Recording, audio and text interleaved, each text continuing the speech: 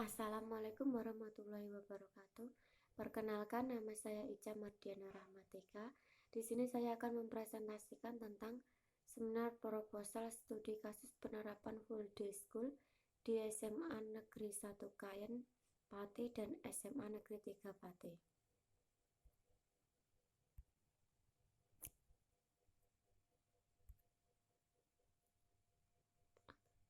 Yang pertama adalah latar belakang masalah. Pendidikan di Indonesia perlu diperhatikan agar dapat menciptakan sumber daya manusia yang berkualitas. Penerapan full day school merupakan solusi dari pendidikan terhadap permasalahan yang terjadi di dunia pendidikan. Full day school adalah kelas khusus yang mengacu pada kurikulum 2013 dan panduan kurikulum dengan tambahan agama ataupun ekstrakurikuler. Rumusan masalah. Bagaimana penerapan full day school di SMA Negeri 1 Kayen Pati dan SMA Negeri 3 Pati?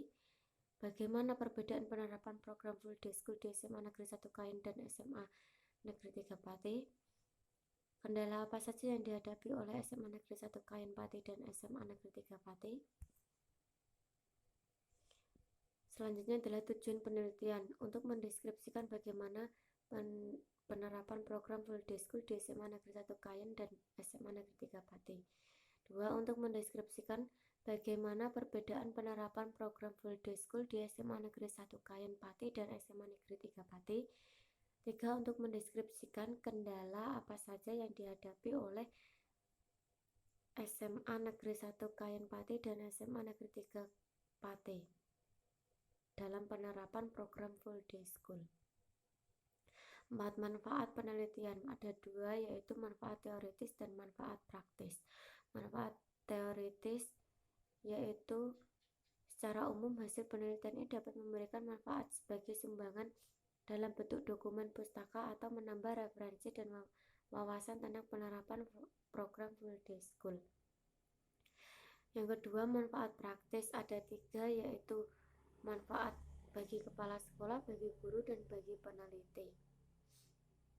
Bagi kepala sekolah yaitu sebagai masukan dalam pelaksanaan program agar dapat lebih meningkatkan mutu dan kualitas programnya secara profesional. Manfaat bagi guru, dengan diterapkannya full day school diharapkan guru lebih banyak berkesempatan untuk berinovasi dalam pembelajaran. Yang ketiga, bagi peneliti diharapkan peneliti ini dapat digunakan sebagai referensi dalam penelitian selanjutnya. 1. Landasan teori program full day school. A. Pengertian program full day school. Pengertian program full day school adalah sekolah sepanjang hari atau proses belajar mengajar yang diberlakukan dari pagi sampai sore hari, mulai pukul 6.45 sampai 15.30 waktu Indonesia Barat, dengan durasi istirahat setiap 2 jam sekali. 2. Tujuan program full day school. Menurut Sutratih Tirtonegoro dalam Tri Prasetyo Utomo, 3 alasan yang menjadi pelopor lahirnya full day school. Pertama adalah mengurangi pengaruh negatif dari luar pada usia anak sekolah. Yang kedua, diimplementasikan sistem pembelajaran full day school, maka rentan waktu belajar di sekolah relatif lebih lama sehingga waktu belajar siswa lebih efektif dan efisien. Yang ketiga, melalui sistem pembelajaran full day school akan membantu orang tua siswa yang memiliki kesibukan lebih sehingga mungkin melakukan pemantauan langsung terhadap anaknya. 3. Manfaat program full day school. Manfaat dari program full day school antara lain anak mendapatkan metode pembelajaran bervariasi dan lain daripada sekolah dengan program reguler. B. Selain belajar, anak memiliki banyak waktu bermain dengan teman sebaya. C. Orang tua tidak akan merasa khawatir karena anak-anaknya berada seharian di sekolahan, yang artinya besar waktu anak adalah untuk belajar. 4. Dampak positif dan dampak negatif program full day school.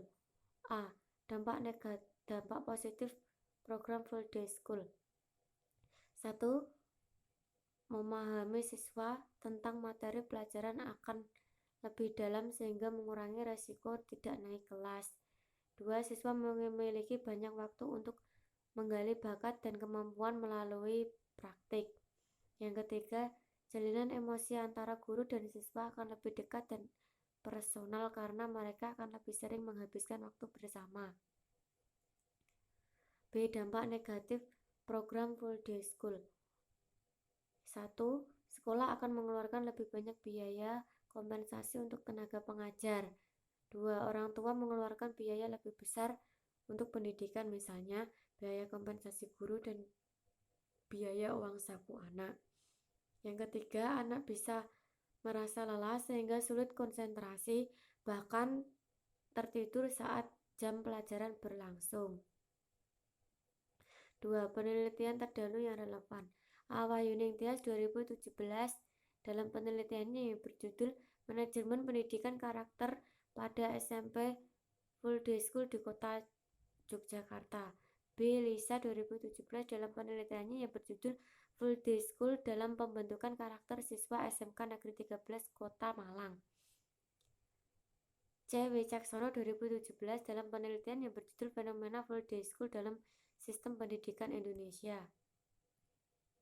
1. Jenis penelitian dan desain penelitian. A. Jenis penelitian. Jenis penelitian yang digunakan adalah penelitian kualitatif. Jenis ini dipilih berdasarkan asumsi bahwa dengan menggunakan objek kualitatif akan mendapatkan naturalistik objektif, sehingga dapat mengungkap permasalahan secara detail dan mendalam. B. Desain penelitian. Desain penelitian menggunakan metode penelitian naturalistik. Desain metode naturalistik karena dalam penelitian nanti akan dilakukan secara alami dan apa adanya. 2. Tempat dan waktu penelitian. Tempat pelaksanaan yaitu di SMA Negeri 1 Kayen Pati yang beralamat di Jalan Raya Kayen Sukolilo, Kecamatan Kayen, Kabupaten Pati, Provinsi Jawa Tengah, dan di SMA Negeri 3 Pati yang beralamat di Jalan Jenderal Sudirman nomor 1A, Gebiaran Puri, Kecamatan Pati, Kabupaten Pati, Provinsi Jawa Tengah. Waktu penelitian yaitu dilaksanakan selama bulan April sampai Juni 2020. 3. Data dan sumber data dan narasumber. A. Data penelitian kualitatif ini berupa hasil wawancara dengan kepala sekolah, wakak kurikulum, guru, siswa, dan wali murid SMA Negeri 1 Kayen Pati dan SMA Negeri 3 Pati. B. Narasumber. Pengumpulan data dapat menggunakan sumber primer dan sekunder. Primer yaitu langsung memberikan data kepada pengumpulan data, dan sekunder misalnya lewat orang lain atau lewat narasumber. C. Narasumber. Narasumber yang digunakan yaitu kepala sekolah, wakil kepala sekolah, guru, siswa, dan murid dan wali murid SMA Negeri 1 Kayen Pati dan SMA Negeri 3 Pati. Teknik pengumpulan data. Menurut Sugiono, secara umum terdapat 4 macam, yaitu observasi, wawancara, dokumentasi, triangulasi. Kita menggunakan dengan triangulasi atau gabungan. Penelitian menggunakan teknik pengumpulan data triangulasi pada penelitian ini, di mana penelitian akan menggunakan gabungan antara observasi, wawancara, dan dokumentasi. Yang keenam, keabsahan data. Menurut Sugiono, keabsahan data dalam penelitian kualitatif meliputi A. Uji credibility atau kepercayaan terhadap data hasil penelitian kualitatif, antara lain yang dilakukan perjuangan pengamatan peningkatan ketakutan dalam penelitian. B. Transferability merupakan validitas eksternal dalam penelitian kualitatif. C. Dependability dilakukan dengan melakukan audit terhadap keseluruhan proses penelitian. D. Confirmability mirip dengan uji dependability, dapat dilakukan secara bersamaan. 7. Teknik analisis data. A. Pengumpulan data. Data yang diperoleh dari hasil wawancara, observasi, dokumen dicatat dalam catatan lapangan yang terdiri dari dua bagian, yaitu deskriptif dan naratif. B. Deduksi data. Deduksi data digunakan untuk analisis yang menajamkan penggolongan, mengarahkan, dan membuang yang tidak penting. C. Penyajian data. Penyajian data dapat berupa tulisan atau kata-kata, gambar atau grafik atau tabel. D. Penarikan kesimpulan. Kesimpulan yang diperoleh mula-mula bersifat tentatif, kabur, dan diragukan. Akan tetapi dengan bertambahnya data dari hasil wawancara maupun observasi dan dengan diperolehnya keseluruhan data dan penelitian, kesimpulan-kesimpulan itu harus diklarifikasikan dan diverifikasikan. Informasi menjadi suatu rumusan teori-teori dengan berpegang kepada dan mendapat tanpa informasi tambahan. Cukup sekian presentasi dari saya. Apabila ada salah-salah kata, saya minta maaf. Wassalamualaikum warahmatullahi wabarakatuh.